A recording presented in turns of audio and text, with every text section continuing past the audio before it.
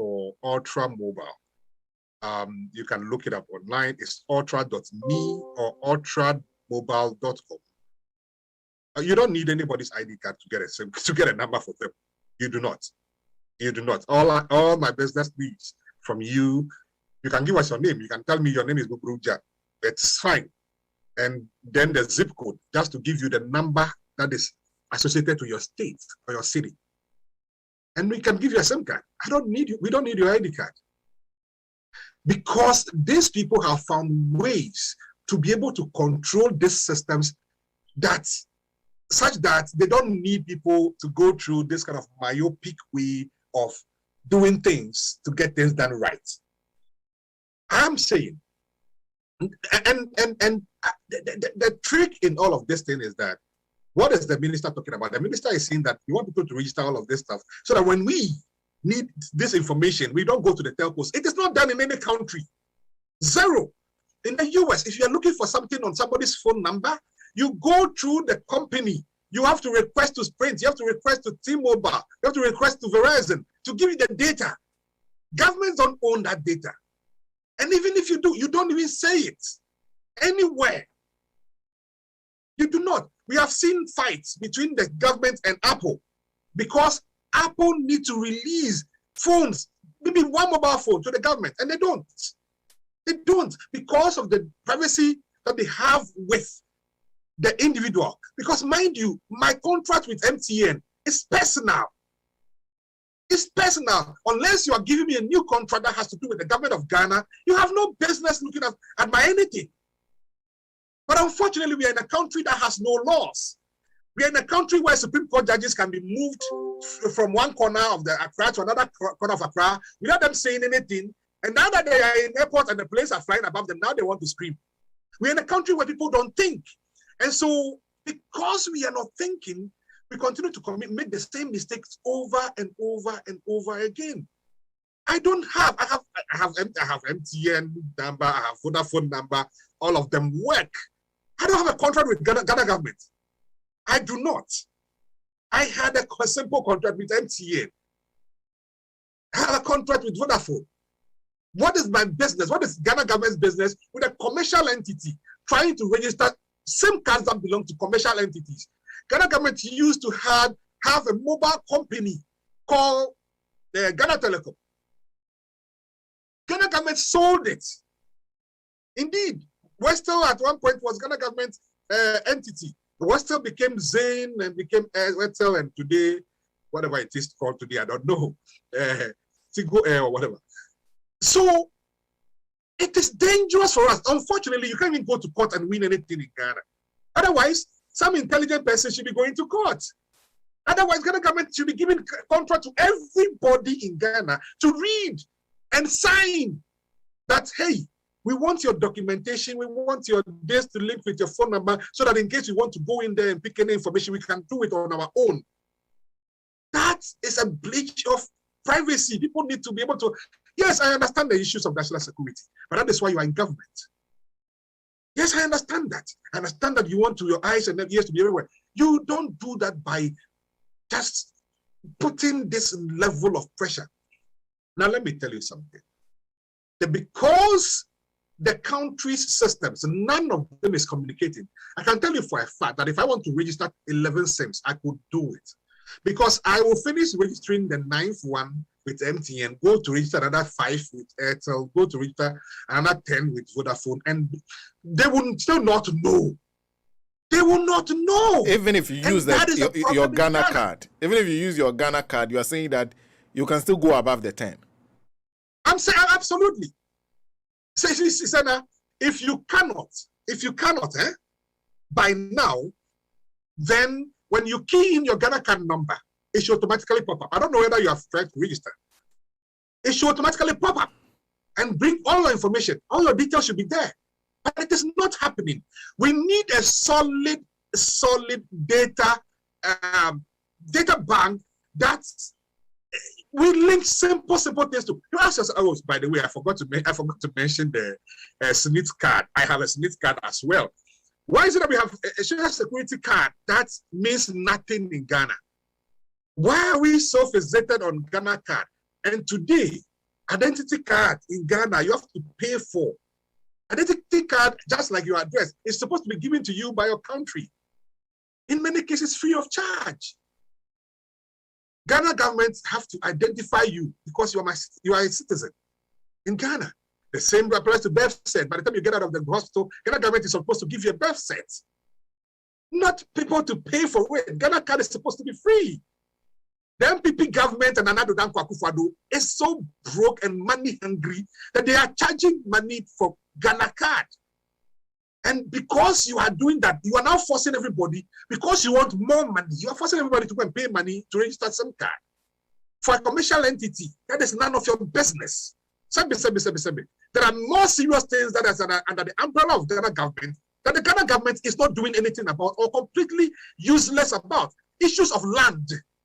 Land, as I say, you can't deal with simple issues of land. Today in Ghana, you buy a land and you go through hell to register your land. That is an issue of government. That is an issue of governance. Security, insecurity in our country. That is an issue of serious. Look, the one on our street, gunshot, they're not using SIM cards. So they're not using SIM cards to rob people at gunpoint. That is an issue you should be dealing with. Traffic on our road, that is government issue. Why are you worried about MTN SIM cards? Look, if people are doing SIM boxing, it's because the government system is porous. Why? Why is people not doing SIM boxing in America? You can get the next SIM card you want. But I can give you SIM cards today. Why? Why? You can get SIM cards the next time you want. You can. Why are they not doing SIM boxing in other countries? Why is it that it's only in Ghana that you make a call? Listen, Sena, listen. Jesus Christ. The minister is telling you that when you make a call from the US, you make a call from the UK, you make a call from Sweden, other countries, Togo. There are people in Ghana that are so sophisticated, they are so intelligent that they buy so many SIM cards that they are able to divert your call through their system to your Ghana counterpart that you want to call. And because they divert the call, Verizon, which I am calling through from here, have to pay them the money that is supposed to go to Ghana government. That is the problem Ghana government is trying to solve. That Ghana government cannot find a system that is solid and sophisticated enough. And a call that is coming from another country into your airspace. Ghana government said, hey, there are some individuals in Nima. we are not serious as a country. That's all I'm saying. I'm saying that if Ghana government want to deal with the issue properly, they can. And one way will be just get a system solid enough that you can intercept your calls yourself and send it to the people in Ghana. And so that Verizon can pay Ghana government the money directly. Verizon can pay the MTN, and MTN, of course, will pay the taxes. That is the problem. That is what Ghana government is trying to solve. The problem is not SIM cards. Because, hi, I can misplace my SIM card, by the way. If I register 10 SIM cards and I was robbed, if somebody went and commit crime with it, the same way somebody's car was snatched and used to commit crime, you don't arrest the person whose car was snatched. You do not. So if I register 10 SIM cards and 9 of them were snatched or robbed from me, you can arrest me. What did I do wrong? What did I do wrong? So if these people find a way, intelligent way, go to the villages and pick a job Mensa or Kofi Homado, whatever it is, sorry, I nearly mentioned this man's name, and brings these people to MTN office, register 10 SIMs for me, I'm going to give you 500 Ghana cedis. And these people register for them and they are going to use it. What will you do about that? What will you do about that? So long as the hunter continue to shoot without missing, the birds will continue to fly without perching. The only way out is that you get more smart. I rest my case. And you are saying that this way is not the smartest way. It won't work. It is not. It is not. I mean, Sena, the only premise that the minister gave us was that was SIM boxing. Is that also? Yeah, SIM boxing and also dealing with, I don't know, there are other types of SIM card fraud that happens in Ghana. Like, for example, you'll be there and somebody will call you, say that his lodges money in your account. All of a sudden, they are able to withdraw your money by asking you to enter some numbers or perhaps check your account, your mobile money account again before you know your money is going. Sena, what does that mean? It just means that the individual is smarter than the system. That is what it means. Because, you see, it takes a lot. Of course, there are hacks that they do, Cash App, PayPal, but those happen once in a long while. The only way that somebody can be duped really through some of these means, apart from the hacks, is when the people also get very greedy. It's, for example, I call you, Sena, hey, Sena, oh, you know what, you have won 20 million. Just send 2 million to this place and then you come for your 20 million. And then you send your money. You are greedy. And so you got robbed. Simple as that. Now, if we have a system sophisticated enough to be able to detect some of these issues before, you know, for example, again, many people in the US and the UK know that if so many calls that are coming to your phone has been blocked by your service provider before it even gets to your phone. It doesn't even come. And in few instances where it comes through, they warn you that suspected scam. They tell you that this is a suspected scam. In other words, get your antennas up. They have the system that it takes. I'm saying that why is sandboxing so lucrative in Ghana? Because the system is porous. Our government have no solid fiber optic backbone. We have no solid nothing. We don't have the internet that the government, look, Sena, we have seen cars commit crimes all the time. We have seen them. Even police, can the police even be able to access car numbers from the police station? The police cannot even, and how many cars do we have in Ghana? The police cannot even access car numbers. Ghana police cannot even access, we cannot see car number and say, oh, this car belongs to so and so person, he is living in this so and so address. You cannot even do that to trace anybody. In Ghana, you are tracing SIM card. You put a big car on the street like can be traced. If we can trace some of these things, the only way, of course, is to continue the project of the man Mahama started, building the data facility in Accra. The Kumasi one come on board, and we have a solid system that integrates, and we have a very, very fast. Sena, let me mark my words. The only way that Ghana can be economically free is to have a very, very solid internet system. The internet that we have right now, it doesn't cut it. It will not take us anywhere. When you look at every sensible country, the only way that they are developing, the only way that they are doing the things they are doing is because of the solid internet. Let me show you an example. I can be driving from here to Virginia, and on the way going, I can stop even in the midnight and buy fuel from a filling station that there is no human being at. Because the internet works, the internet is able to, with the system works, they're able to pick money from my bank into that company's bank without me being present. Because the system works and the banking system works, I'm able to drive from here to Virginia without taking money in my pocket. So when I get there, I can cash up money. But because in Ghana, it doesn't work. So when you're traveling to Damango, you need to cash the money and have it in your pocket. So armed robbery is still lucrative. Because the system does not work, armed robbers are still robbing people in Accra, and it is lucrative because you know if you move from Adabeka to Circle and you want to cash your money, the bank may tell you something silly. Internet and article. So wait, it's either you are going to wait for the rest of your life or cash your money from your branch and carry it. So of course, armed robbery will still be lucrative until we have a solid internet system. When at the airport, for example, where no human being is manning the parking lot, where you can just get out and pay, the Ghana government gets the money for it, where your car gets to the airport, and because we have a solid system, you are able to just check your car in, and they do it all electronically. Until we get to that point, all of this nonsense, they can go and do. That is why Baumia's GPS failed. That is why the banking system is not working in Ghana. That is why MTN and mobile money, they are making over 4 billion Ghana cedis every year. More than any bank is doing in Ghana today. Because it is working. You send it, it's gone. If it is working, the people of Ghana will use it. If it is not working, there is nothing you can do about it. I'm saying to you that the way to solve this problem is not registration and re-registration and re-registration. And what is the purpose of re-registration? Identity.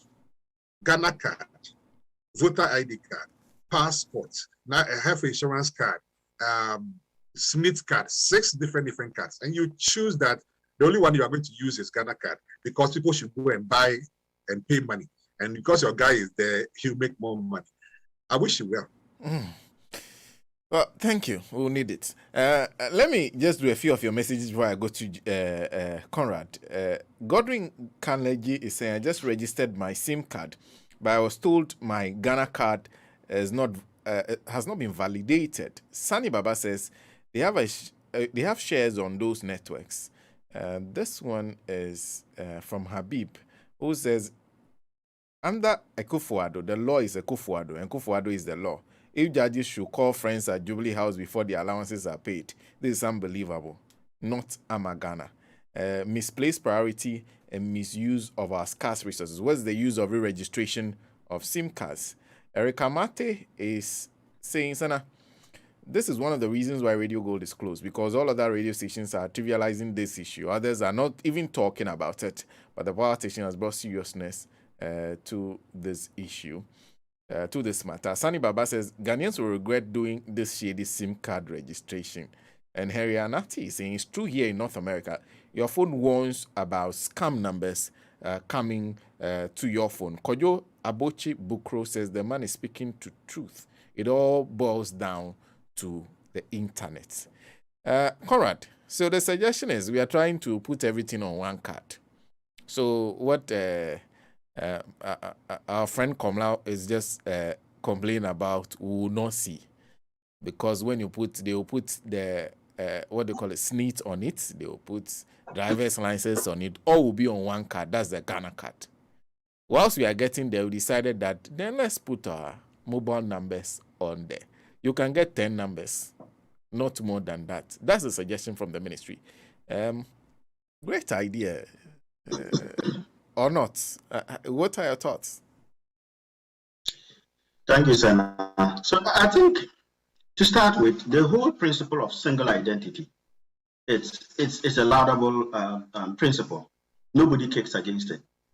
You know, when you create a single identity for a person, you know, in your official record, so that that person has just that one identity you can carry across. So like Komla said, you have your social security number in the US. You can do pretty much anything everywhere with, if you like, all government institutions and access services. Similarly, in the UK, if you have your NI number, you can do a lot of that. So that principle is very, very laudable. But if you look at what others have done, so they have started from specific IDs that are required, like your national insurance number for employment, if you have to get a job and all that stuff, you need it. Or in the US, you have your social security number. We in Ghana, we could have used the SNIT number. We could have used so many other existing identities. What we decided to do was to create something new. And then you create that new thing, and then you start bringing all the other essentials into the new thing to make the new thing essential. So that is part of the problem. And I think both Jibril and Kingsley talked about it.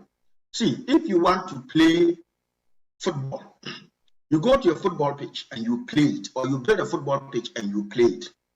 You don't go building basketball fields, and then once you finish building the basketball field, you then go to your football field and pull the football field into your basketball field. And that's what we are trying to do.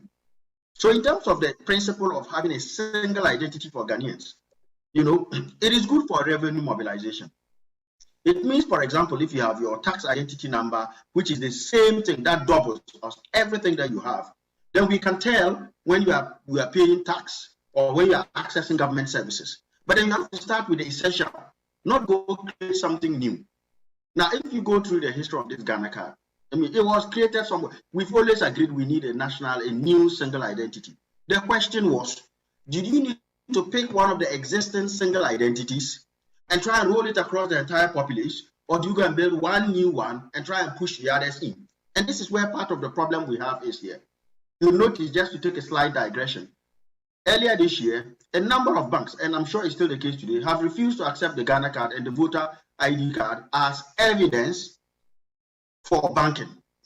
And the issue is simple. They accept SNIT card. They accept so many other cards that have been in the system for a while.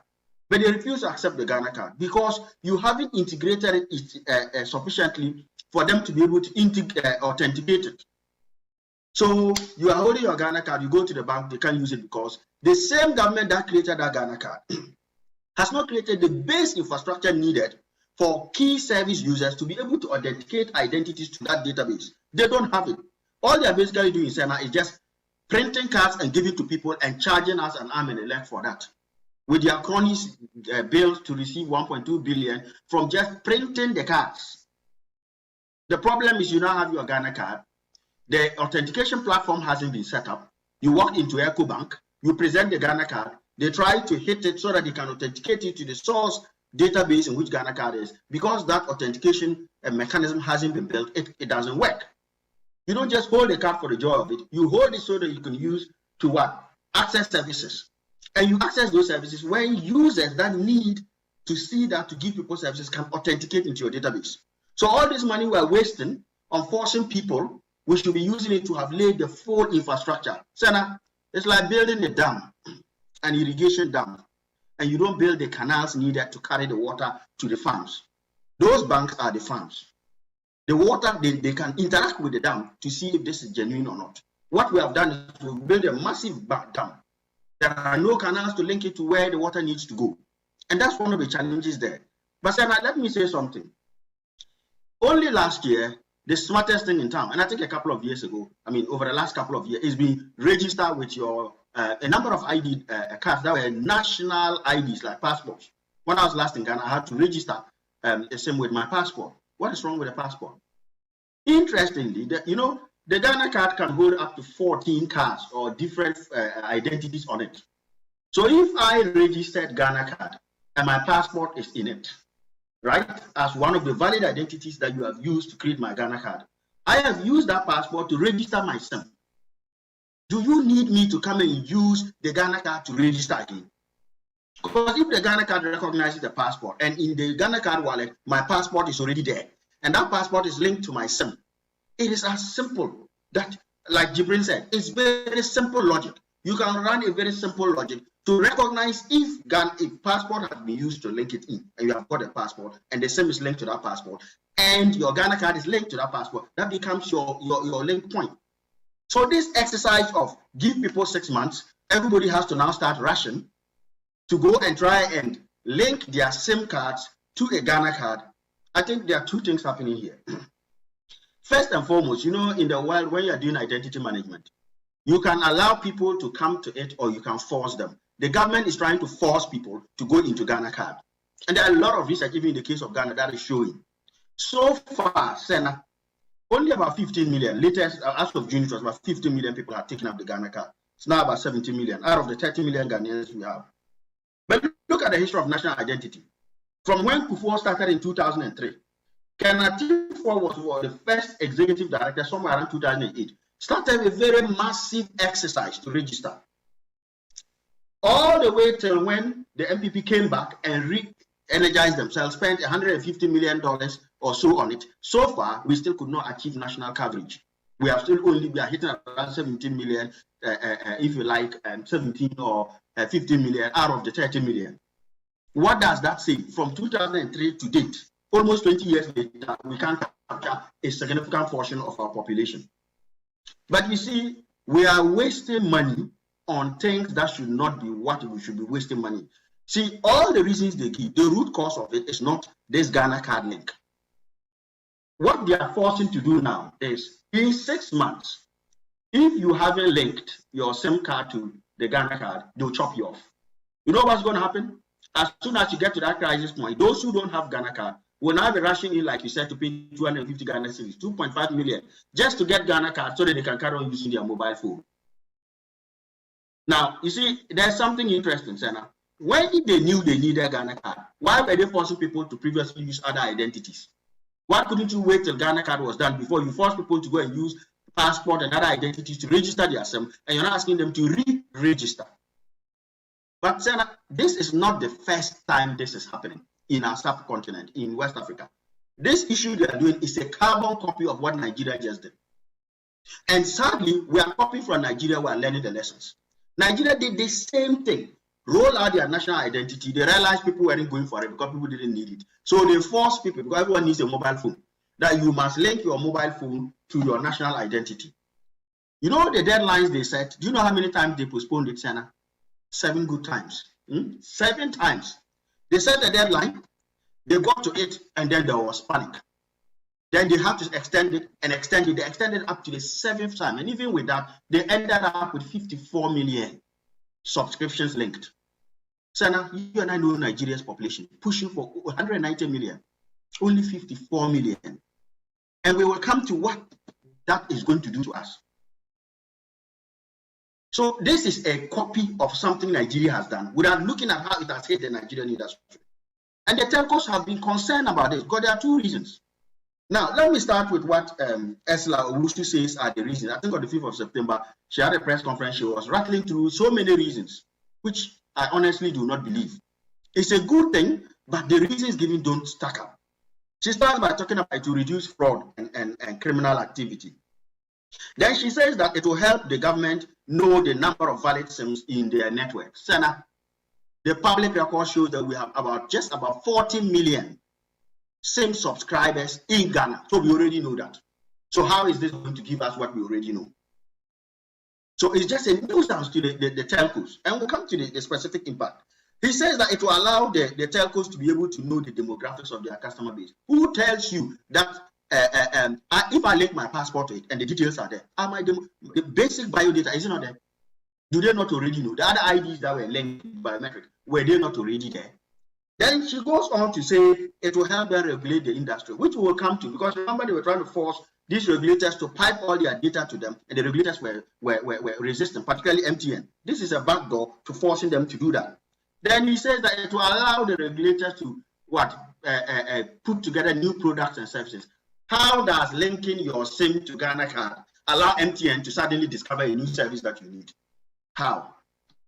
You see, this is where when Komla says that sometimes we elect people who cannot think, we have an issue. Then we talked about Momo fraud.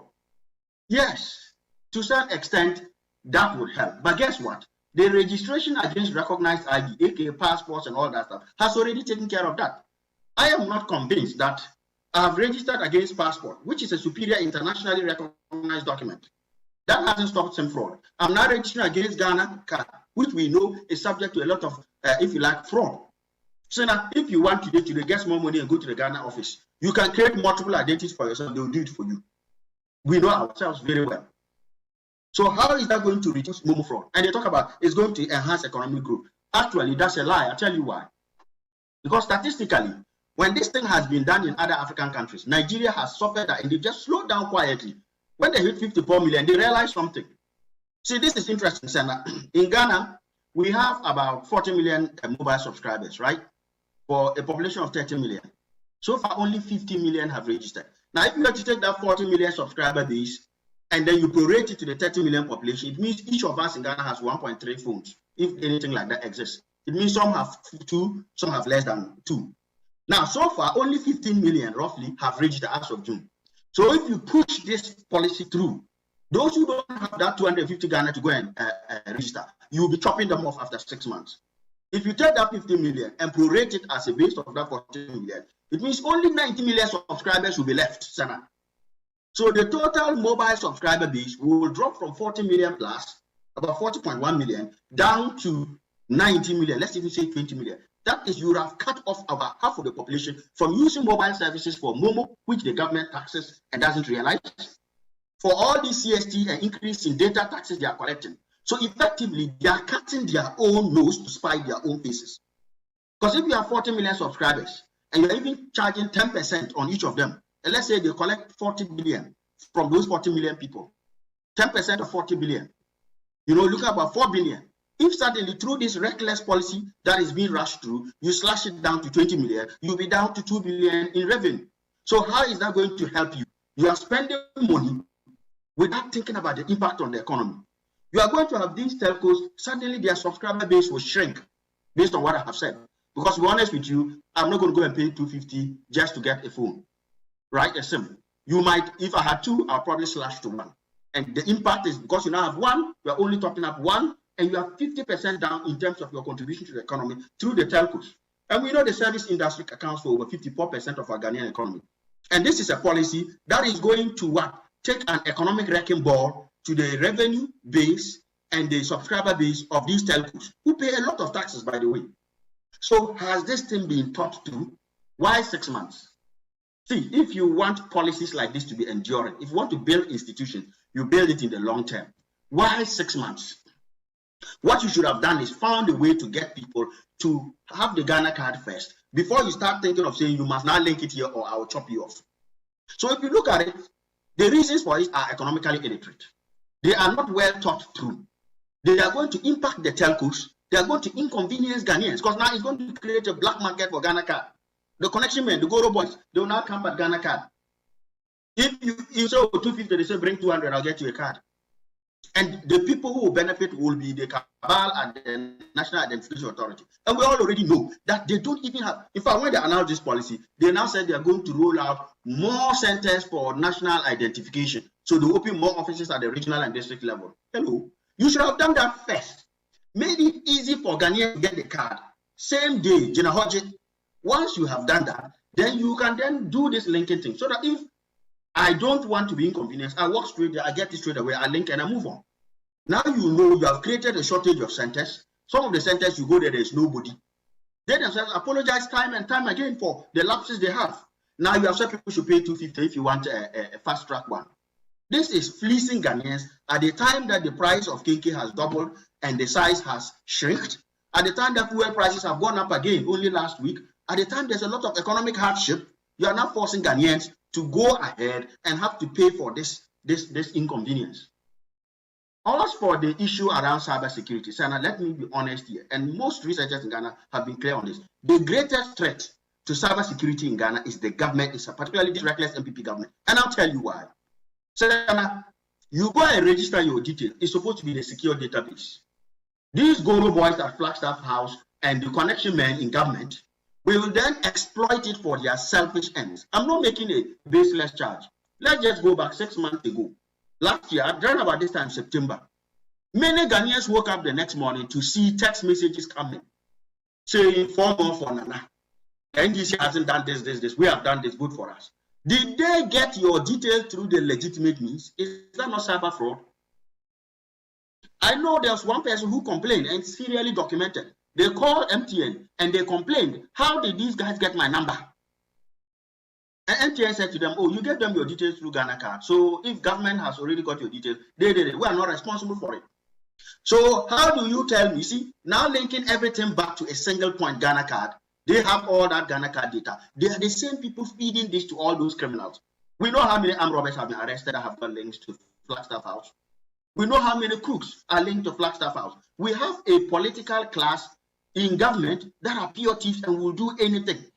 They will simply open your account, they will take the details they need, and they will sell it to some fraudster. In fact, they use it for their own electoral advantage. If you recall, I think even, what's his name? Imani guy, I don't remember, Franklin, complained and he received some. And said if anyone received some, charge the person who gave you.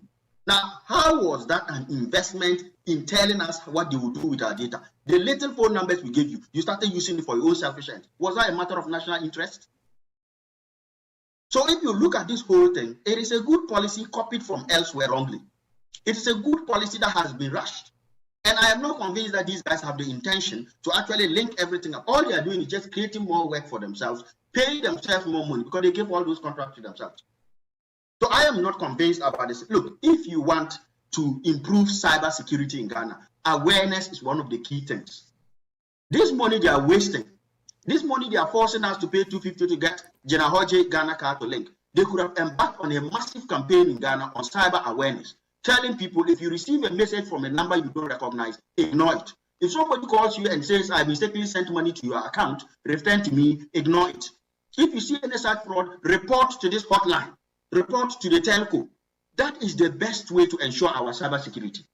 How are you convinced me that a government who is prepared to harvest the data you have given them, to send you spam messages for their own electoral advantage, is going to look after this data? And by the way, this is the same government that is subcontracting the National Database Center to third-party Israeli company because they don't know what to do with it.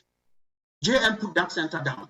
everything was there secure. They want to give it to a third party. How is our data secure? So we don't give this data we're giving them. We don't know where they're keeping it. We don't know who they are selling it to. And all those guys, the private parties that are in this PPA thing on that data, we don't know where the data is piped to. Whether it's sat in Ghana or it's on server in Georgia or somewhere in some Eastern European country that has cheap servers. I think the long and short of this is, look, this government should take a step back. The NIA was a good initiative started by Kufuor. Mills and Mahama did their bit.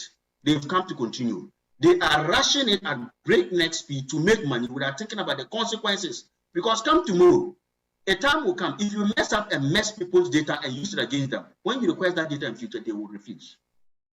This is not the first time we're doing national identity in Ghana. Back in 73, all the border towns or border regions were registered.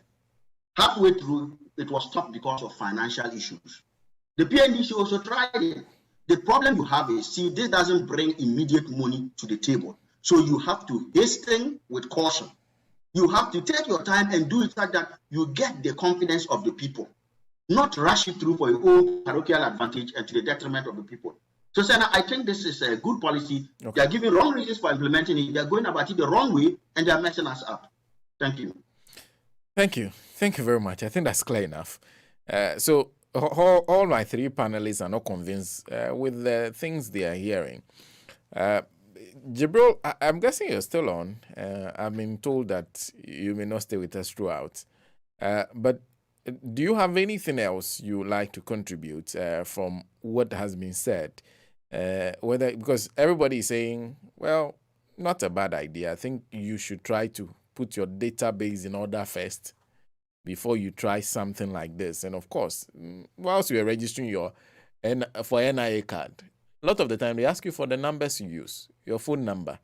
So if you want some more, perhaps all you have to do is update your data. I don't know what else you would like to add.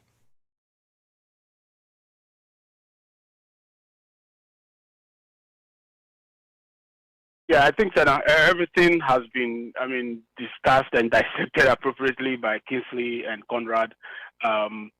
This whole approach, as I said from the onset, is useless. It doesn't solve the basic problems. It doesn't solve the problem of cybercrime. What it rather does is to, create opportunities for people to engage in more fraudulent activities. I can foresee, for example, what Kingsley said. People are going to make this a business. If I go to the village, even right in Accra, it's not everybody who wants to have 10 SIM cards. I don't want to have 10 SIM cards. I know for sure. And there are people who may want but cannot even afford it. This becomes a business opportunity for them. I just go get some joint on the street. It becomes a way like Goro Boys for SIM card registration. This is a very, flamboyant business opportunity. People who are listening, they should consider it. It's a flamboyant business opportunity for them. Goro Boys for SIM card registration. And we'll come back to the same place. You cannot trace people who don't have a physical address necessarily. I don't believe that our Ghana card has what it takes to locate people physically where they come from and all that in Ghana. Except the affluent. The elite, top people of society definitely may have used the Ghana Post GPS locations to register and all that. But majority of Ghanaians don't even have a place to sleep.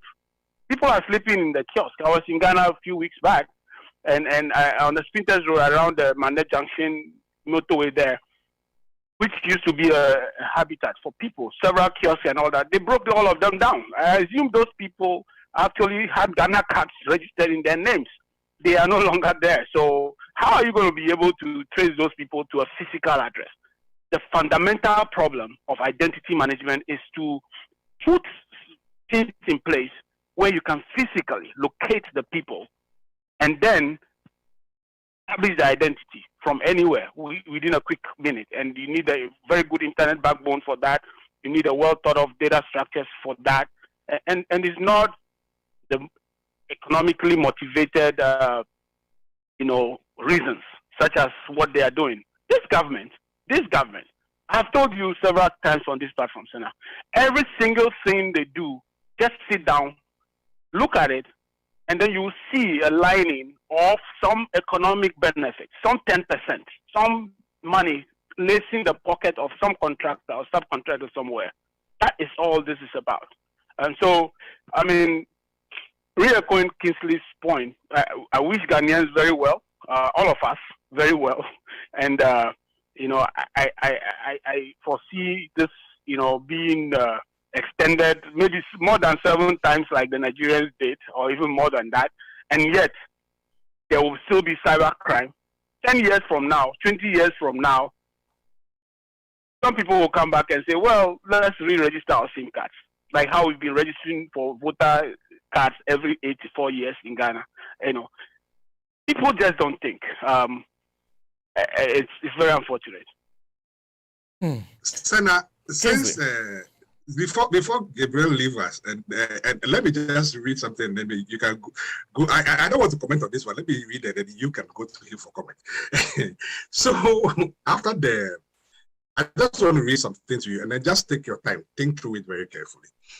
Just after the Independence Day celebration this year of America, there was a document that was published. Last week was Independence Day in the United States and Canada Day. These holidays celebrate freedom and independence. Security is the key component of independence. If a country is not secured, it is dependent on others for freedom. The security of a country used to be thought of in terms of soldiers, guns, and other physical structures. With the advent of computers, security evolved to mean information security. Today, if a country cannot control its cyber assets, it is not secured. Examples of nation-on-nation attacks abound. Criminal on nations attacks occur every day. If a country does not have security systems, its citizens are vulnerable to privacy invasion. The financial institutions that support the economy are vulnerable to theft with insecure cyber systems. The critical infrastructure of a country are also at risk if a country is not matured. Now, of course, based on that, the ranking currently in the world today, the United Kingdom, cybersecurity, the number 1, followed by the US, France. You will not even see Ghana in the level 1 to 100. That is what we are trying to improve by creating a system that can. No. Cybersecurity is not registration of documentation. It's not registration of SIM card at all. You can go to him before he leaves, and we can talk about that later.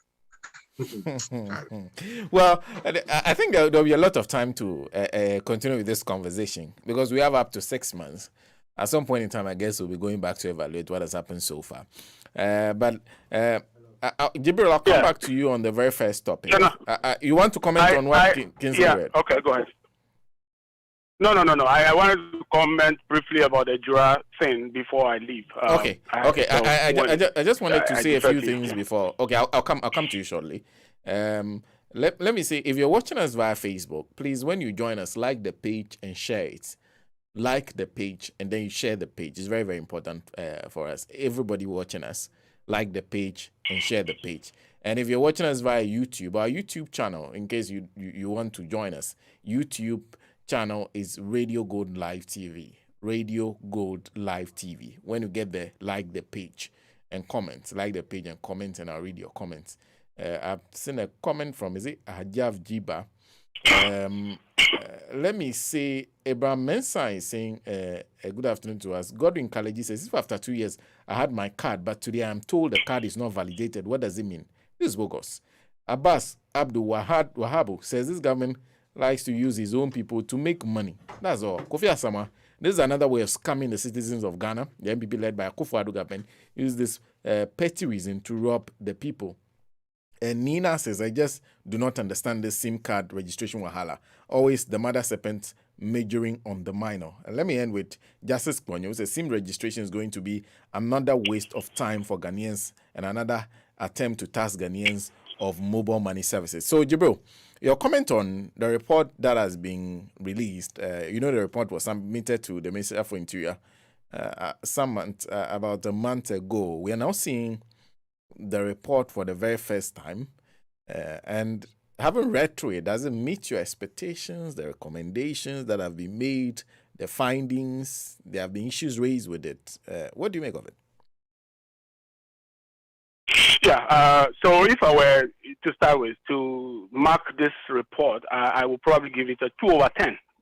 That is what I'll give it. It's a complete, shambolic 2 over 10. That's a complete failure. Yeah, it's a failure. I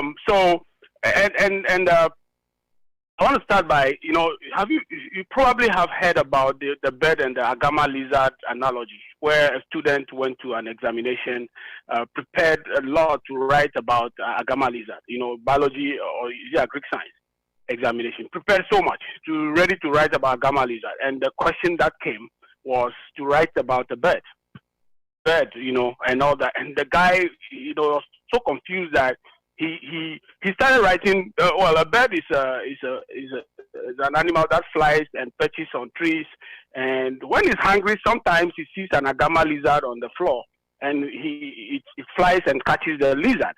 At this juncture, someone may ask, "What is an agama lizard?" And he spent the rest of the time writing about agama lizard. Right?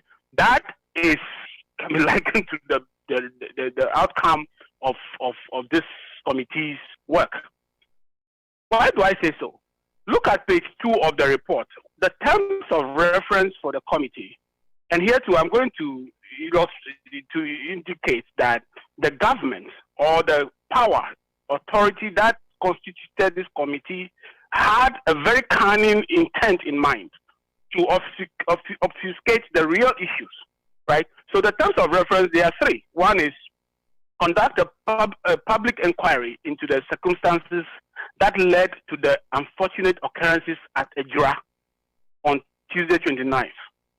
Then the second term is inquire into any matter the committee considers incidental or reasonably related to the cause of the events and associated deaths. And then the third one and final terms of reference is to submit a detailed report with recommendations for appropriate actions to be taken. Now, we all know, everybody, every fool, excuse my word, knows that what happened at the Ejura started with the murder, the cold blood murder of Kaka, right? In this terms of reference, there is no specific bullet point, demanding this committee to find out the reasons and who the perpetrators are or whatever of the murder of this gentleman. The nearest terms of reference you can link it to is number 2, which says inquire into any matter the committee considers incidental or reasonably related. So the murder of Kaka is an incidental issue if the committee is minded to look into, should do. And so it is not a core mandate of the committee to find out about the death of Kaka at all, if you look at the terms of reference. So right from the onset, the appointing authority, which is the Minister of Interior, I believe, and the President, have cunningly couched terms of reference that will clearly not touch the main issue at hand. That's the first thing we need to be concerned about. The other thing that we should be concerned about is that I think in Ghana, the system has become so hard. People are being pressed so much, in fact, to the extent that even our very revered men have become men of fraud. Professor Vladimir Entry-Danso is someone I personally respect a lot. I know him from my University of Ghana days, and I respect him a lot, even though I disagree with him several times on several issues, but I respect him a lot. George Kingsley Kumson, the Justice of the Court of Appeal. I have gone through his biography, his profile, and I've seen that he's been in the judicial service for over 21 years. Someone like that must be somebody we respect a lot. He must be very experienced and be willing to do the right thing for Mother Ghana, no matter the consequences. Juliet Amoa, I read the Chief Director of PEN Plus, but I've not really done a lot of research on her. And then the fourth person, But as it turns out, their work has just become another of those committee works that has a predetermined conclusion to whitewash government's complicitness in the murder of Kaka and the two other people who were shot dead in Ejura. So these men that we revere, or we must revere a lot, have become men of straw, and they have to sing to the tune of the dictator, Nana Akufo-Addo, because he's the dictator of Ghana who is worse than Idi Amin. You dare not say anything. Now, even in the cases where something is said, going back to the also West Wogon committee hearing, where very revered people, Emil Short, the lady who is now a Chief Justice at the Supreme Court, and others put together very, factual recommendations and all that. Even in those cases where men put their lives at stake to tell the truth, to make the right recommendations, the dictator of Ghana, Nana Akufo-Addo, ignores them. And there are many, many, many examples that abound. What is going to happen in Ghana is that the dictator must be watching around the Sahel region and other places of the world. Blaise Compaoré of Burkina Faso, he was not chased with guns. He had all the military at his disposal, but just people took a walk on the street and he ran away. We have seen what has happened in Guinea. And if the dictator Nana Addo does not know history, or does not read, or does not watch the news, he should begin watching the news, or he should begin asking people to tell him stories and answer stories about what really, really happens when things go this way. Because this is the point. People are going to lose respect for our revered men who have become men of straw. People are going to lose confidence in these whitewashing committees that they set up when things happen. People are killed. Kaka is dead. 2 other people were killed. We all saw the videos of soldiers who were sent to dispel demonstrators, go on their knees, aim and shoot at people. And then we have this lousy report, recommendations, that is so glaringly a whitewash and an insult to the intelligence of Ghanaians. And when people lose confidence in all these things, what happened in Blaise Compaoré's case, what happened in Guinea, what's happening around the world, where dictators like Akufo-Addo, who has no respect for people, the only thing that concerns him is his personal luxury and his family's luxury, and stashing money into accounts for himself and enriching his family for perpetuity. They do face the consequences at some point. That is all I want to say. And a word to the wise is enough. Ghanaians are being insulted and taken for fool for too long. And these revered men of straw who are willing to jump onto these committees for their stomachs, their selfish stomachs, to whitewash a tyrant government, they should be warned as well. Because when the head rots, it comes down to the body. They should be warned. That's a strong suggestion you make. But I wanted to ask you, why? Because when you go back to Ayawaso West Wogon, the work that was done, a lot of people applauded them for the kind of findings, the conclusions they reached, the recommendations they made. You are saying this report does not cut it. Which points did they miss? It doesn't come near. It doesn't come near what Ayawaso. When the Ayawaso report came, everybody commended them, and everybody can stand up and say, "Well, the president refused to do the right thing." Right? Everybody can say that. That cannot be said about this report. That basic comparison alone, it fails on that end. What points did they miss? I have gone through this recommendation. I have it right here, and everything, most of these things are really preposterous. At the end of the day, even the terms of reference does not talk about, finding out what the cause of death of Kaka, why Kaka is dead. It's not one of the key terms of reference. But how come in their conclusion and recommendation or whatever conclusion, they found it necessary to indicate that Kaka may probably have been killed as a result of a family feud? You think they should have gone there? That's not part of their terms of reference.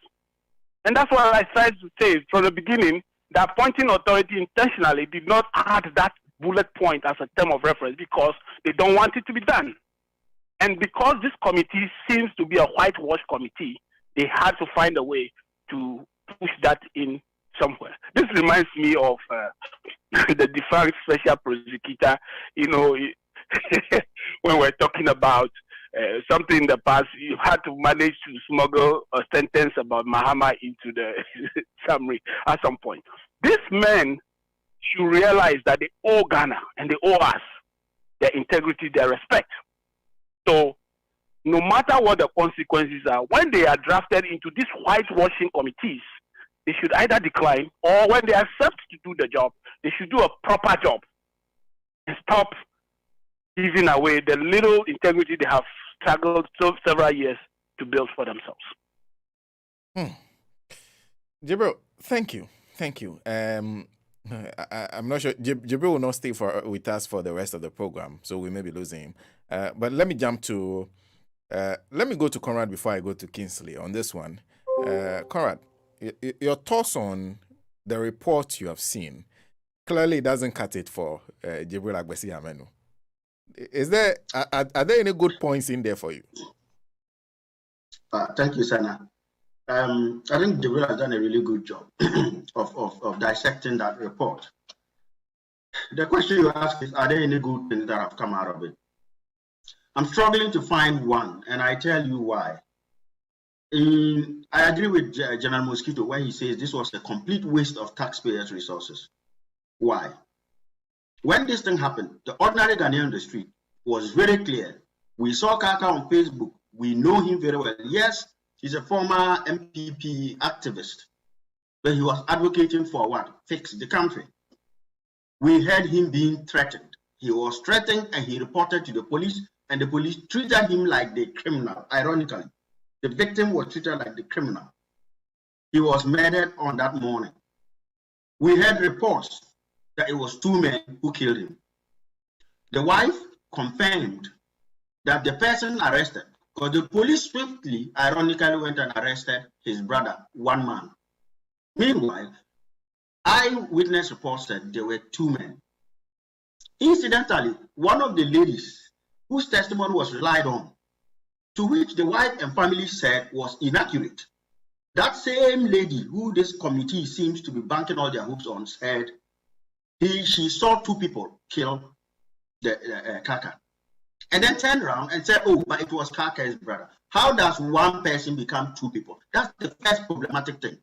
But when that happened, and the good youth of Ejura went on demonstration, and the police used excessive force and violence that was not required, not the police, the military, completely unprofessional. It was clear to every Ghanaian that the people acted based on the fact they knew Kaka was calling for fix the country and had been threatened because of his utterances on fix the country. And the police treating him as a criminal instead of a victim when he was threatened.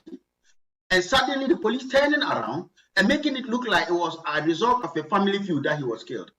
If it was a family feud, was that feud only with his brother? And if there were supposed to be 2 people who killed him, how come that woman who made false statements about it claimed you only saw the brother, and the brother is still in police custody? So clearly there were 2 sets, but straight away the MPP came out, their communicators. Their line was, don't say it's fixed the Ghana, say it was a family feud. And it is documented severally. That was their position. So we knew very well that, okay, a committee was set up to investigate. Whether it was the logical view that you are fighting for fix the country, and many people fought for fix the country, have been hounded, have been threatened, so it is not new. So we knew that what Kaka did, he even said it, that people were threatening him, so we all knew. So this family nonsense about family feud did not hold. But yes, the ruling government decided to tout it as a family feud. They set up these committees. We expected, the least we expected, with someone like Professor, Nkudanso on there. A man who had been respected and had always been respected. But of course, sometimes you know the leanings of some people. I'm not disparaging him. But the fruits shall tell the quality of the tree. An appeals court judge, they sat on it, and what did they find? Interestingly, the Carcass case is still with the police. They claim they are still investigating. Even though the entire family have, including the sides they said had an issue with him, have said they had no issue with him. And they have nothing to do with the family. But some person who doesn't live in that compound where he was killed, happened to be stationed somewhere, is making these disparaging comments. The police is still investigating. And yet that committee went beyond its mandate, as Jibril said. They strayed away from it to pass a verdict that Kaka was killed as a result of a family feud. An appeals court judge, knowing that a case is under prosecution, investigation is in court, joins them to sit down to pass that verdict. So that we are telling the police that we have already decided that Kaka's case was killed by the brother, so there's nothing for you to do. You see where part of their conclusion has a problem. It is the laziest investigation I have ever seen. There is that 55-page report is just a rehash of public opinions that were there, which they have selected to make the government happy. They simply sat there in their community, took their allowances, drank their tea, and reiterated what Eugene Ahin would have been saying at a press conference on behalf of the government. This is a far cry from the Ayawaso West Wogon report, which was headed by no less a person than Emil Short. And this brings out the issues we have in Ghana now. You have people, I will call them the elites, who have conscience and will do right, as the findings of the Ayawaso West Wogon showed, but they are in the minority. The majority of our so-called elites are, if you like, stomach direction elites. They do not think about the consequences of the actions on the country as a whole, on institutions. How do you expect that family, Kaka's family, to trust institutions, including this politically set up committee that comes to tell them that they are responsible for their own brother's death? Why do you think Kaka's wife will come and say that my brother-in-law did not kill my husband, when she knows, if this were true, why would she say that? It just defies logic. The entire family tells you it happened in front of a family house. They are the first witnesses. Some ignoramus from nowhere comes in with a conspiracy theory that says, I saw the brother do it, but they were two. So apart from the brother, who was the second one? That person hasn't been apprehended. That woman interestingly saw the brother, didn't see the second one to say. There were two there, she said, but I only saw him do it. It just doesn't make sense. And this is where it brings, look, if you look at the recommendations, it was a complete whitewash. Adams Bonner, a security analyst, said it was basically, if you like, letting a lot of people who were responsible off the hook. And that is the truth. Oh, what is the recommendation? Get the superintendent for the commander of that police detachment to be transferred. Was anything wrong? What did they find exactly wrong and just merits transfer? And there's something interesting, Sena. On or about the 14th of July, the DCE Bamba, who had been fingered in this whole mess up and instigation, and whose boys who terrorized that area were fingered as the people who actually caused it and are still free and running amok. He withdrew his nomination to be retained as MCE. This is the interesting thing. He withdrew it 14 days before the committee submitted their report, in which that same report said he should not be retained. Did he get wind that they were going to tell him not to? And the government, to avoid a climb down, asked him to do it in advance so that when the report comes out, there's no further action. This reminds me of Martin Amidu's report and the early morning visits by Oforiata to Martin Amidu to force him to climb down. It tells you this was a cooked conclusion. It was stage managed. It just defies logic. There are no sanctions against the people who did what they did. Effectively, everything has been laid back at the doorstep of Kake's family. And there's no evidence to implicate the brother. He's been sitting in jail for a while investigation is ongoing. They're going to treat him like they treated Gregory Afoko. They can't take the case forward because it's hearsay of an unreliable party against the family's hearsay. And the family at that testimony, the wife was in tears when she said, it is double agony that I know my brother-in-law was indoors. People, alibis testified for him that he was indoors. And yet he's been arrested in the name of the fact that he was outdoors and he committed the murder. And the case can't proceed because they can't find any evidence. And this committee goes to put that in their report. The other irony of this is the committee goes on about saying all the victims of the police violence, those who were killed, those who were maimed, they should be compensated. As if compensation brings everything. Sena, let us go back to the IOSO West Wagon report. Didn't it ask for compensation? Only yesterday, the victims of that IOSO West Wagon were meeting President Mahama, and they were clear. The state, since 2019, when this happened, the state has not given 1 peso in compensation to them. So again, this is the classic kicking it into the long grass. I think, to be honest with you, people like what do you call it, Danso? People like the appeals court judge, I think they should bow their head in shame because the job they have done, it is not justified by the trust Ghanaians gave them. It is not justified by the allowances they got. They simply rehashed the government's line, put it in a report in the hope that Ghanaians will let it go. But guess what? The family will not let this go. The family should follow this until its logical conclusion. And all those bandits with the former MCE who are alleged to have done this, they should be arrested and made to go through the full force of the law. If they are innocent, so be it. But at least they should be arrested. And if they are not, I will call on the NDC and the next government come 2024 to make sure that the family gets justice. You do not bury justice in the hope of moving forward. No, that's not how you build institutions. And this report is a very shameful report. Don't think any Ghanaian in Israel, even the committee themselves, they don't even believe what they wrote. And it's not far-fetched to suggest that they just wrote something that was acceptable, sent it to Oga Nana and his people as usual, who would have curated it as they wanted to do to Martin Amidu's report, and Martin refused and resigned. I do not think there's any moral backbone in that report. It is shallow. It is a rehashed view of the government's position from day one. It is not bringing anything new, and sadly it strays into, if you like, pronouncing guilt on Kake's family without a shred of evidence. It is a disgraceful report. That's what I would say on that, Sena. You made a point about justice being denied. You also admitted that there is currently a criminal investigation into the murder of Kaka. So who is justice being denied to? The 2 people who were killed by the military officers, or you think Kaka will also lose that? Oh, absolutely, all of them. Yes. To begin with, Kaka has not just been denied justice, but injustice has been robbed into his mortal remains.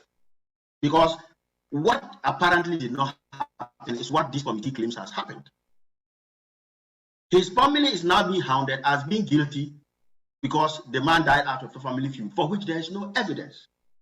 Now, as for the 2 people who died, I do not think that the transfer of a police commander is sufficient punishment. There was no attempt to suggest that any person should be prosecuted.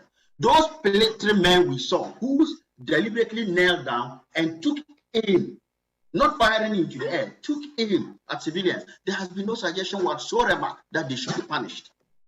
In fact, the punishment meted out to the soldiers who ran amok in war is much more than these guys. There's just a casual reference to say that the military should deal with them. Deal with them in what way? Somebody kneels down, takes aim at a person, not just shooting at random, not firing into the air, takes aim at a person and takes 2 lives. And the punishment for them was the military should decide what to do with them. So justice has been denied to the 2 people who were killed, to all the people who were maimed, because I do not believe for a second that they will get a penny from this fraudulent government. And worst of all, not only has it been denied to Kake's family has been disgraced. Kake's family has been hard done by any attempt by that committee to suggest that that family is responsible for the murder of their own child. Why will they do that? The guy was advocating for Fix Ghana. He wasn't saying fix my family. So it just doesn't add up. It just doesn't make sense. The people who threatened him were the MCs. Allegedly, the MC is a Goro boys. None of them is from the family. So why is it that those guys who threatened him and were reported to the police are off the hook? Why is it that the MC and his boys ran away? That's crucial. They knew. They ran away. And yet, everything has been brought to the doorstep of the family. This is a wicked attempt to frame innocent family members for the death of their son. They are already grieving. And the last thing you want to do is to twist, is to rub injustice into their souls. I think into their wounds. This is completely unacceptable, Sena. Thank you. Komla, what do you say? Charlie, I will be very short on this one. It's unfortunate. You ask yourself that, just like my brother was saying, look, this committee, he actually used the word there. I enjoyed it. They said this committee decided that they will speculate a lot and be clear on what they considered truthful, and be vague on the reason why they went to meet. Their conclusion was that Kaka died because of probably a family feud. But when it came to the young man, that the friend that presented, is that the Adasakawa or what it is, that presented the videos, they said they found his testimony not true. It was complete false, and so they discredit him. In their finding, I think 22 as well, they said that the DCOP who came and presented facts that was contrary to what they were writing, they said it couldn't be true. My point is that anybody who said anything contrary to what their plan end was, they were clear on those people and said, no, this one is not true. But then their conclusion came to be probably this is a family issue. Now, then they went on many things. Look, you see, unfortunately for us, even in hiding the plain truth, we are not intelligent in doing it. Huh? Even if you want to cheat, even if you want to lie, there are many ways you could do that.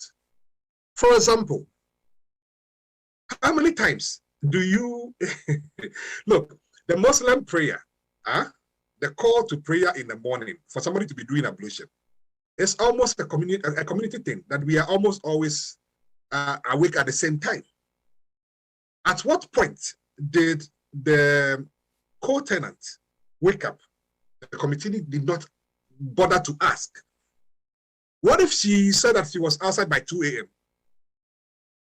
What if she said she was, because if she has given a timeline, then probably the rest of the people could make sense.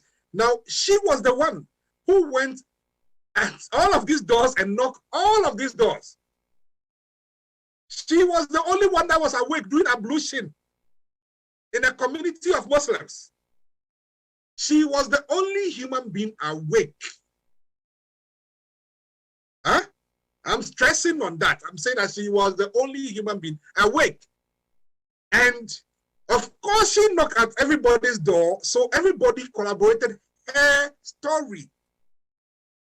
And because her story was collaborated by these people, that she was the only one who went there to wake up, they found her to be truthful. Because her story was corroborated. 2, she said that she saw the brother dragging his body. Is there any evidence that the body was dragged? Did we see any autopsy that the body was dragged? If you drag a human being body, we should be able to see evidence on the floor. We should be able to see scathing scratches on the person's body, whether his head was on the floor or his leg. We should see something that proved to the fact that, yes, what she was telling was the truth. She saw 2 people. Immediately she stepped out, the lights went off. Which light went off? He said the lights with the bathroom. Did all the lights in the house go off, or that particular light? Who turned the light off? We can go on. I can continue. I can pick every single aspect of this report and punch holes into it. The point I'm making is that even in doing, look, let's forget about the friend who presented the videos. Kaka's own videos said that in case I die, In case I die, it is the MCE who killed me. Look, how many words of a deaf man can you take than this? He didn't say, I probably would have died because of. He said, in case I die, it is this guy. He has threatened me. The person spoke for himself before he died. Forget about everybody else. Forget about the DCOP. Forget about the wife. Forget about everybody else. The guy is saying that, look, this guy is warning me with death. I'm about to be killed. And if I die, it is this guy that is irresponsible. You didn't find that interesting? You didn't find that to be peculiarly interesting for you to want to dig in as a committee? So, okay, you didn't find that interesting. You didn't go into that one. He died probably because of family feud. On what family feud? Oh, he went and he is taking somebody's tomatoes. He has taken his brother's money. Oh, there is a land dispute. Oh, nothing to that fact. The fact is that the guy said, I'm about to be killed by the MCE. That one is on record. But the one that you have not seen anything to that effect, you've not seen anything that shows that the guy, the family had issues. Okay, you've arrested the brother. The lady said she saw two people with the person's body. The light went off. Clearly, there may be at least a third person if the light truly went off. Who? Nobody else described. She cannot describe the second person, but the one brother she was able to find, to be able to spot vividly, clear-minded, no doubt, no ambiguity. Why? Why are we doing this to ourselves as a nation? Again, it's unfortunate that Nana Dodam Akufo-Addo, unfortunately, he doesn't care. And that is the truth. He doesn't care. If he is happy, if he can release some of the money, he will do showboy things and maybe drop some money for Kaka's family. But otherwise, he's not going to do it. I was Westbrook, but we've seen it. We've seen everything. The report came out, the whole Emil-Short. Hey, do you know who Emil-Short is? He's revered. A whole Emil-Short report, and the man was like, put it somewhere. Double is still working at the airport. Zugui, or whatever they call him, he's still in the police force. He has even been promoted. He's the same guy who beat up Caleb, the City FM guy. He's the same guy. He's the same guy terrorism everywhere. The same guy that was said in the report. Now, the recommendation is very interesting. Now, for someone who died through probable family cause, the recommendations, nothing. I didn't see any recommendation that they should sit down with the wife, they should sit down with the brother, they should sit down with them to ascertain why they actually killed him, if it is a matter. Or they should sit down with the family to deal with the land or house, tomatoes, pepper issue that they were having as a family. Nothing like that. Every single part of the recommendation was on the truth of what happened. From recommendation 1, of course, adequate compensation for the family, because of course the police killed, the police and the military killed these people and injured many people, and cost, of course. But right now, many of the people there, post-violent effects will be there. There will be issues with, how do you call this stuff? Military men who come back from war, there is a term that they give to it. I've forgotten the name. There will be post-event trauma that many people will be going through. So matters that we will have to be dealt with. He said the immediate transfer of the Ejura District Police Commander. Why are you transferring him when the guy died through that family feud? Like the expansion of the police station, increased personnel, the removal of the DCE, the military must take actions to sanction their people. We know nothing is going to happen. We know it will not happen. The same thing happened when the president put a committee after the beating of the City FM journalists. I said nothing would happen. Nothing will happen. And so on and so forth. So Nana Dodam Akufo-Addo has proven to the people of Ghana that he really does not care when you guys are screaming so much, he put the committee in place. And that committee is just to make it look like I'm on top of this issue so that you can just go to sleep. And once the committee brings a report, I take a look at it and I can publish it if I want to. But nothing, I'm not going to do anything about it. And he is not going to do anything about this either. Unfortunately, like I said, I didn't want to get into this matter because it's just unfortunate for any human being at all to die, let alone an MPP member. And you see, and if I'm an MPP member today, and I can understand why many MPP members cannot speak against their governments, because when you do, they will come after you. Look, let me digress for 2 minutes. We have seen Anas, Arimi Anas, do work, journalism work in Ghana against President Kufuor, Mills, Mahama, like many. They were fine. Nobody went after them. And Akufo-Addo alone, one report, and hell was breaking loose. A whole MP sat on TV and releasing pictures. And true to his word, Ahmed Swale died. Manasseh Azuri, thank God. Somehow tempers have been they are down a little bit now. He's back to Ghana. He has to run away. He was taken out of Ghana to South Africa fast because people were coming after him very quickly. We've seen the maiming and killing of people who speak anything against another's government. Why? From the brother of Afoku to the brother that is in jail now, even though the court said, release the guy. No, Nonado will not do it. He will not. He will make sure that you stay there.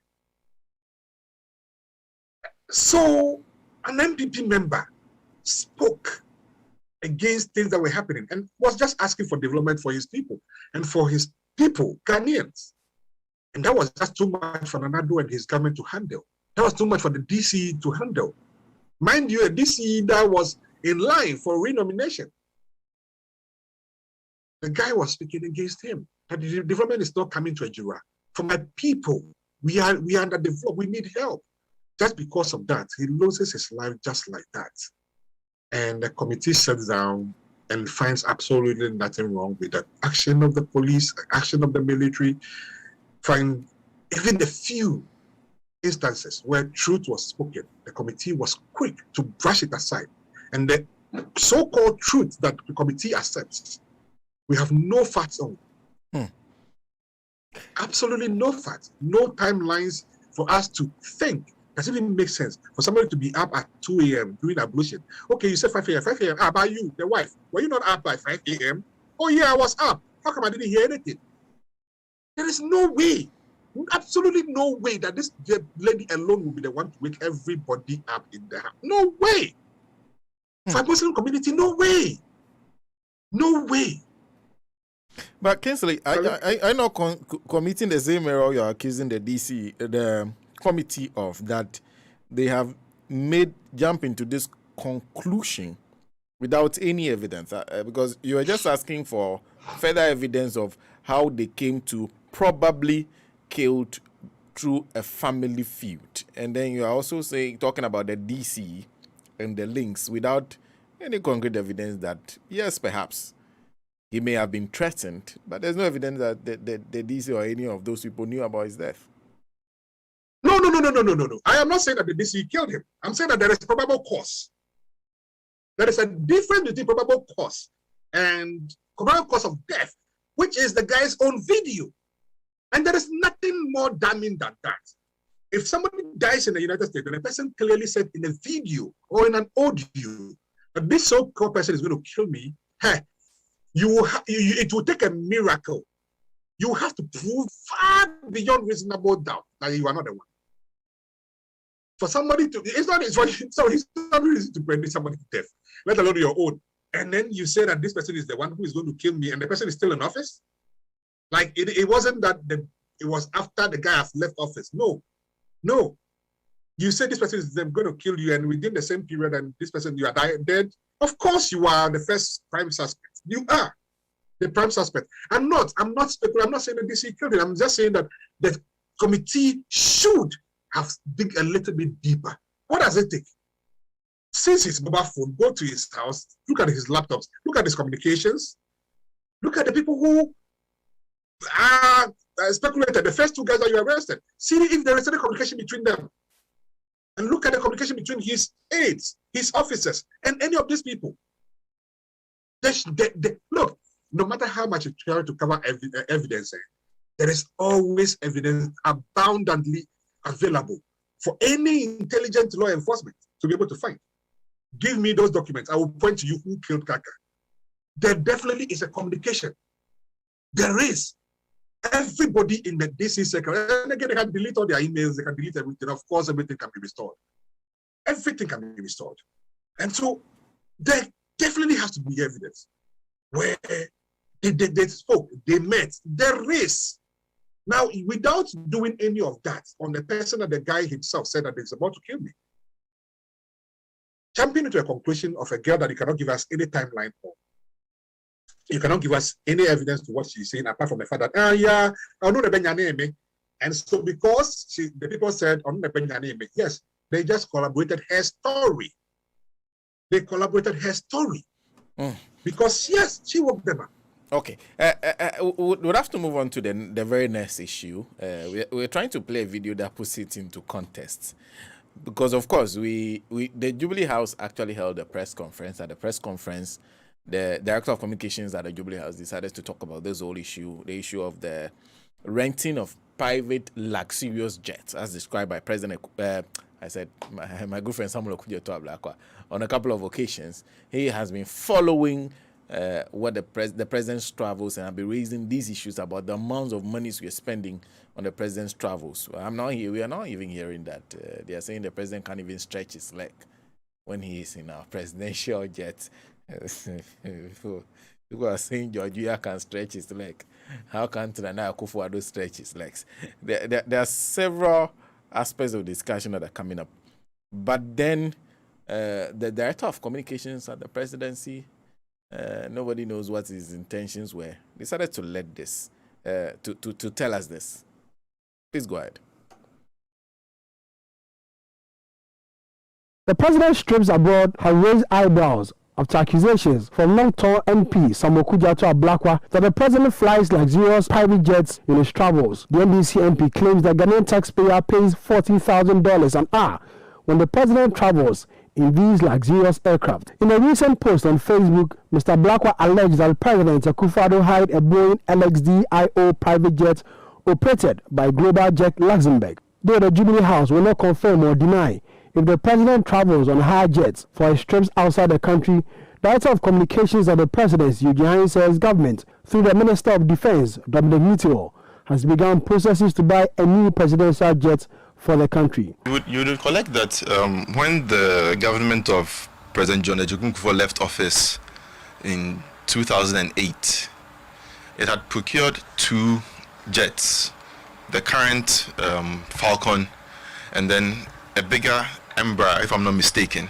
And for one reason or another, the bigger jet was cancelled, and we were left with this particular one here. I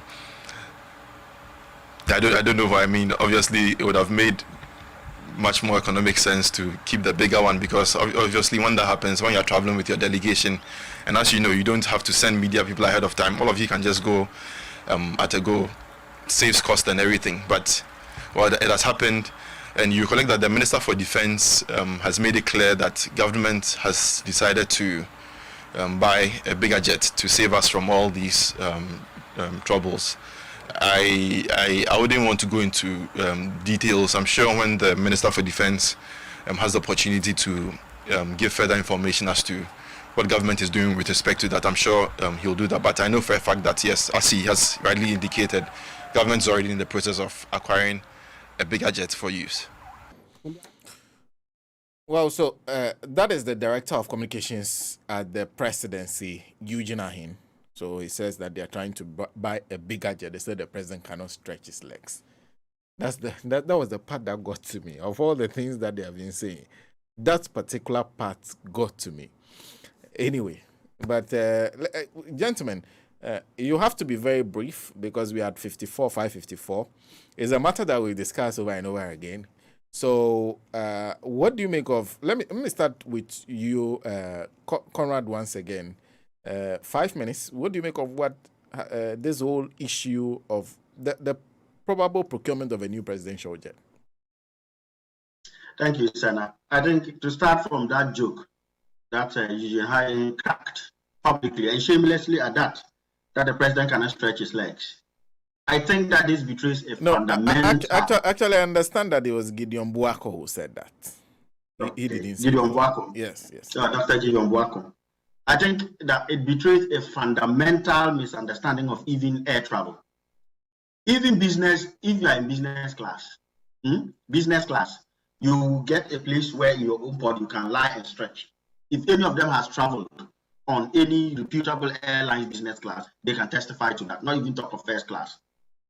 The other element is that airline we are looking at, Falcon 900, if you see the inside, it is very spacious. It is very spacious.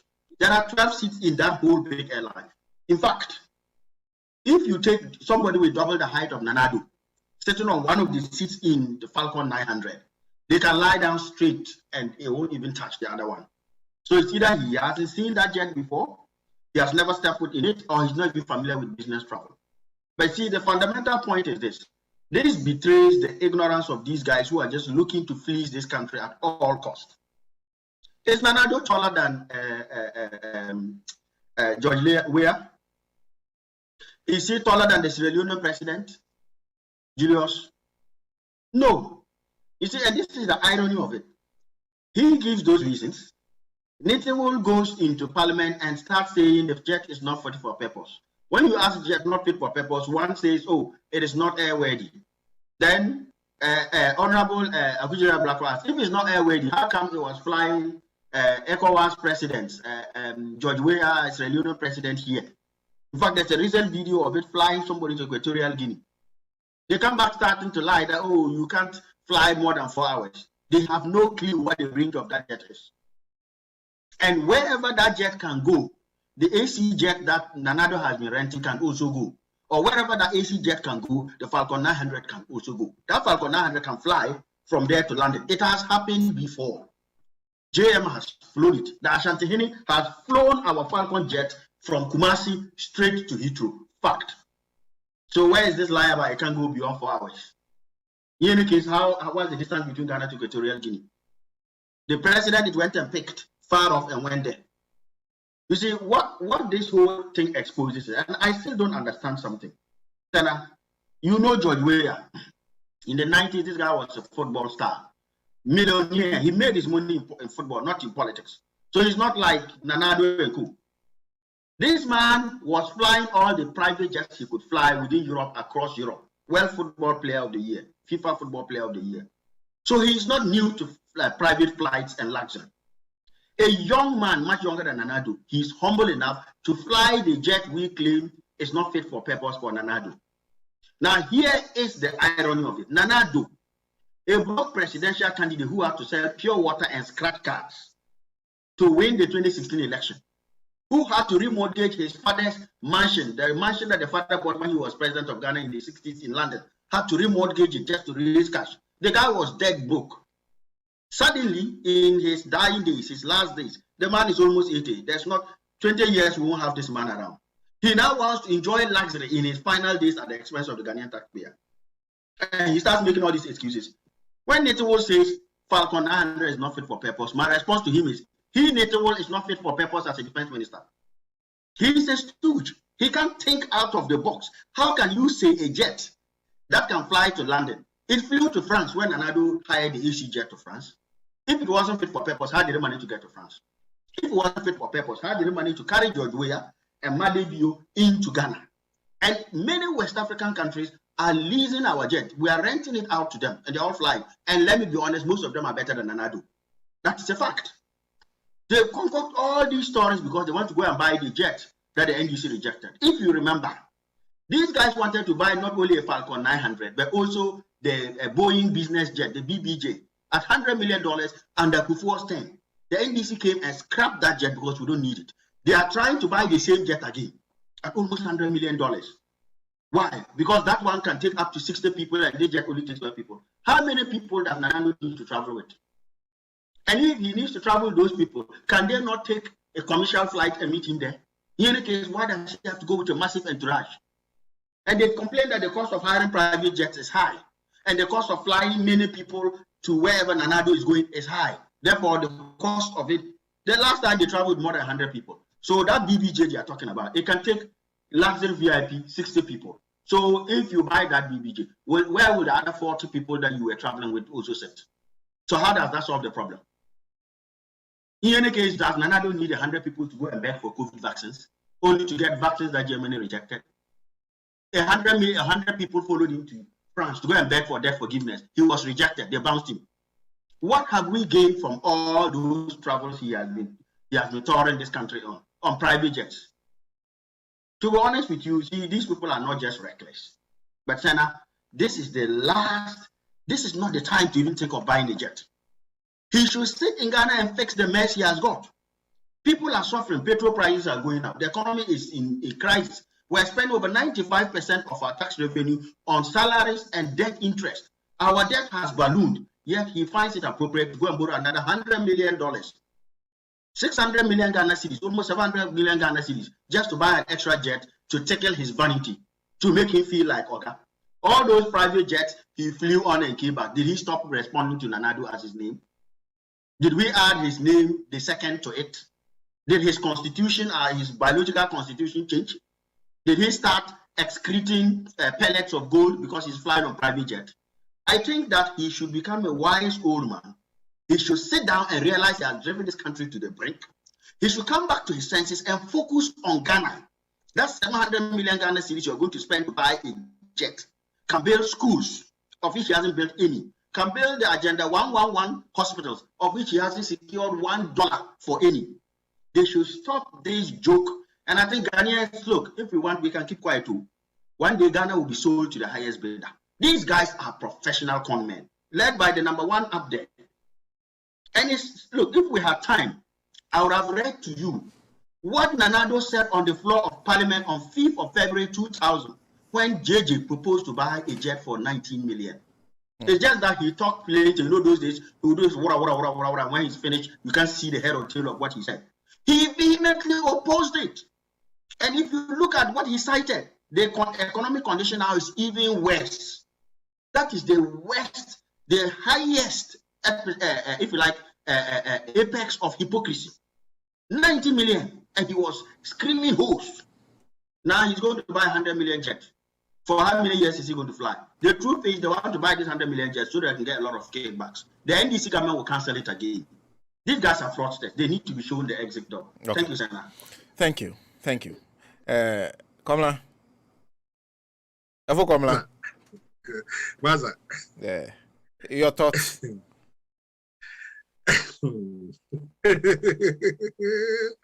let me take a cynical deviation from what my brother Comrade said.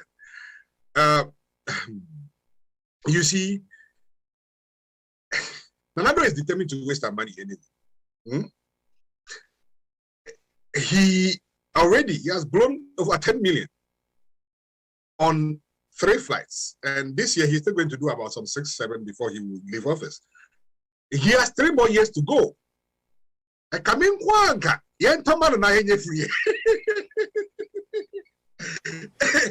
a more serious note, let's this for us. We have decided as a country that democracy is what we subscribe to. Now, this man is determined to waste our money. He is not listening to anybody. And then, by the way, the Falcon 900 LS, they started manufacturing them in 1984. And many of the Falcons from 1984, they are still very well, and they're still doing very well. Now to talk about the one that we have, 2008 Falcon. And a human being on earth is saying that it is old, it is obsolete. You ask yourself, what is wrong with these people? And you deny him. He came and in an attempt to think that Ghanaians are fools, he just continued to perpetuate the lie. He was like, oh, Blackwell just lied. Okay, he lied. What did the president travel with? He didn't tell us. How much? He didn't tell us. Go to any website, just Google how much it costs to maintain the U.S. Plane that the president used. You will find the cost. You will find it. It does not national security matter. And what is national security about a plane that you are hiring? You went to hire it. It's not your property. The Falcon 900 ALS has 3 engines. One of them is all that is needed to fly the plane. This one. You only have 3 engines. And you are saying it is not safe. All the 3 are still working. It will take a miracle for 2 of those engines to stop working in one flight. It will take a super ridiculously impossible miracle for all the 3 engines that have been checked and certified for flight to just shut down mid-flight, for which it should be a danger. Even the jet that we bought in 1975 was still working, but Bachampo was still working in the time of Jerry Rawlings. That was the one that we termed the flying coffin at one point because it was super old. First of all, we bought in 1975. It was already like 15 years old plane that we bought. It was very, very old. And so it made sense. But again, Jerry Rawlings used it until he ordered the one that Kufuor came and thought that it was bought by Jerry Rawlings, and so he would just exchange it. And he did. And then Kufuor bought a new one. They bought this one in 2008. Yes, and you ask yourself, first of all, if Jerry Rawlings have bought it, of course, if Jerry Rawlings bought it, NDC people will not use it. And that is why the Kufuor was not too excited about the one Jerry Rawlings bought. And so, and if Mahama used this Falcon over and over and over again, the fact of the matter is, there is no president in the history of Ghana that have started luxurious airplanes to go to anywhere, for that matter. I like it when Comrade said something. He said that somebody twice the height of Nanado. For somebody to say that Nanado down Kwakufado, Nanado, cannot stretch in any plane for that matter. Even data economy, Nanado can stretch. Data economy, Nanado can stretch in it. For Nanado to say that he cannot stretch, well, look, the opulence Ronaldo is determined to enjoy before he finishes his office, okay, in his last days in office. The financial damage, the depletion of public purse that he is determined to do, unfortunately, nobody can stop him. And I'm glad that he was smart enough that after the overthrow of the Guinean president, he was smart enough to refund the so-called salary increment that he was giving to himself. But again, he is taking it in many, many other ways. He's taking it in many ways. Charlie, you are sitting in an airplane that is worth millions of dollars for you to go and borrow thousands of dollars. Now, by the way, the people saying that the plane is not big enough. Hey, even on a 19-seater plane that the president is hiring, Sena and also they are getting space on that plane. They are getting space on that plane. Clearly, you don't need a 19-seater. If Sena could sit on a plane with the president of America, we clearly don't need a 19-seater. How did he make the list on a small plane like that if it is too small for Ronaldo? And where were the intelligent people in the MPP government? So, no, I do not think that the president of Ghana need a private jet. Aside the one that we have right now, this private jet could serve Ghana minimum another 10 years. We should be very good with it. If we put it on the market, we can sell it. Somebody is going to buy it and make it a commercial plane or make it a private plane, and it will still fly for the next 10, 20 years. It will. Planes have a longer lifespan because of the aerodynamics that is involved. Like the material used, they are pretty, because you see, this is human life that you are putting up there in the sky. And so they are a bit different. They are not like cars, they are not like motorbikes that just use cheap materials and then they just rust and then move on with life. Planes are pretty durable. And this plane is in pristine shape. And again, you see, if you tell me that the plane is not in good condition, so you use it to convey people like Oslawustu, Hobson Adoye, I can understand that. But for a plane not to be in good condition, for you to say that, go confidently say that, go and bring presidents of Africa, clearly it had to be in good condition. There is no way you will send a plane that is not good to pick up a George Weah from Liberia. It doesn't make sense to any human being. For a plane that is not good, then put Osla and go in there. Then we should all be good. It will serve Ghana a lot of good. Well, that's thank you very much. But I know you know that even if President Akufo-Addo decides to go with the first one that was £15,000 and travels maybe 10 times before he leaves office, I think that it will still be cheaper than buying a new private presidential jet, because I'm looking at the cost of what he's looking at. What we are talking about something in the range of $65 million, all the way to over $100 million, and that should be cheaper.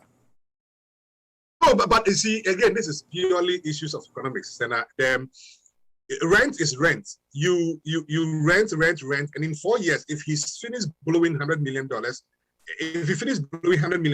it's money that is gone and will never return to us. Ownership. But if you put that money into something that we own, at least it is our property and it will serve us for the next. From the way we are going, JM, when he comes in 2025, he is not going to buy a new plane, by the way. And so that may save us a little bit of time. But any MPP government who comes to power again, hopefully never again, they will want to buy another one. And so why not? Just buy it, let's own it, let us just get this done with. And again, like I said from the beginning, it's cynical, but Nanado is determined to destroy our nation. And everywhere we can get to save money, and I can promise you that Nanado will buy this plane and still will still have one company on the other. I promise you. Is that not exactly what he wants? That we get to the point where we will say, let him just buy it. We are tired of this matter. Let him buy it. The same we did for Baumia.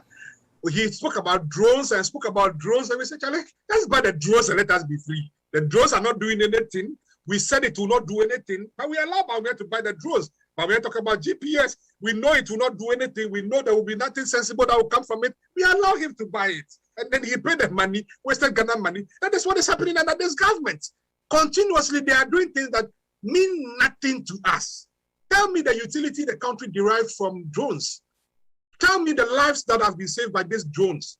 Tell me what we have gained from this GPS that Baumia touted so highly and said that because of that, the banking system will become better. People will now be able to get loans. Tell me if we gain those utility from them. We have not. We have not. We only allow Baumia to satisfy his technological curiosity as a kid. The guy is fascinated by technology, the same as President Akufo-Addo. He's fascinated by planes, and he wants to sit in different kind of planes. And so we have allowed them. They continue to do the things they want to do. We have. As a country, we have. Okay.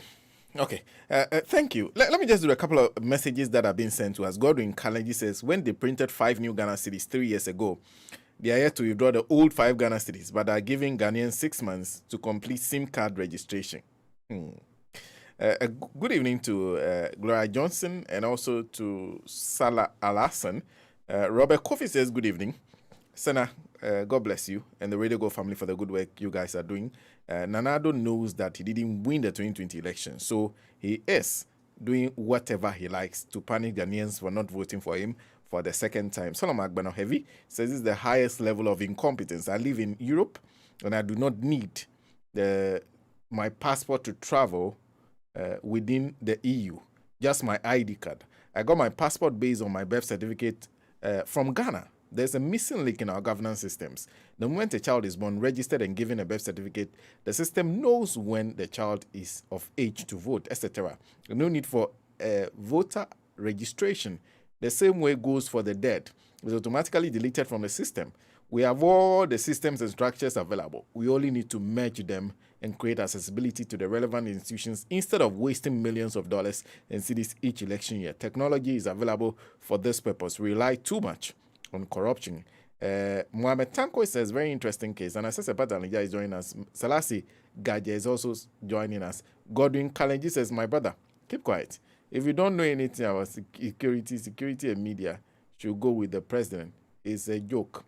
Aaron Asari says, their excuse is lame. How can government officials all join one plane? What if there's a crash? These guys know they use common sense. So I think it's Osman Lachi who is joining us, who says, okay, I think this Empress sister says, Nanado is the high priest of falsehood and is morally bankrupt.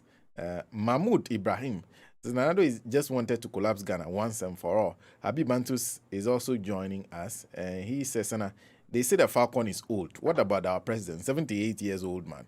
Massa, these people misplaced priority. Fatih Mohammed. So the committee didn't tell us that Kaka and his brother have any misunderstanding among themselves before the killing. And Jerry Kuma, thank you too. Rosanna Tiogba says, does Ghana have the money for such an adventure? We'll find it. A big thank you to Kingsley Komla Morte. A big thank you to Conrad Dumba, joined us from the UK. Kingsley joined us from the US. And so did Jibril Agbesi Hamenu. A big thank you to all of you. Let me also say a good evening to Nee Brown. A good evening also to a couple of people who are watching us from the forum. Samansa, Mr. Samansa Emmanuel Usu, who does a lot of work on the production, and Dr. Lishmael Dodo. And let me say a big thank you to Comrade Richard Ahnija, and of course, Emmanuel Usu again. A big thank you to Michael Ahnija, who manages the platform that we use to do the broadcasting in-house here in Ghana. I am in a studio with, I wanted to add Comrade to his name, Richard Kwanzaa, who is in charge of what is happening in-house. My name is Sena Nombo. We are back same time next week with another edition of the NDC Pro Forum. Thank you very much for joining us and for contributing to the show. Those of you who join us to YouTube and also through the radio streaming apps, we are very grateful to all of you. Have a wonderful evening and join us next week.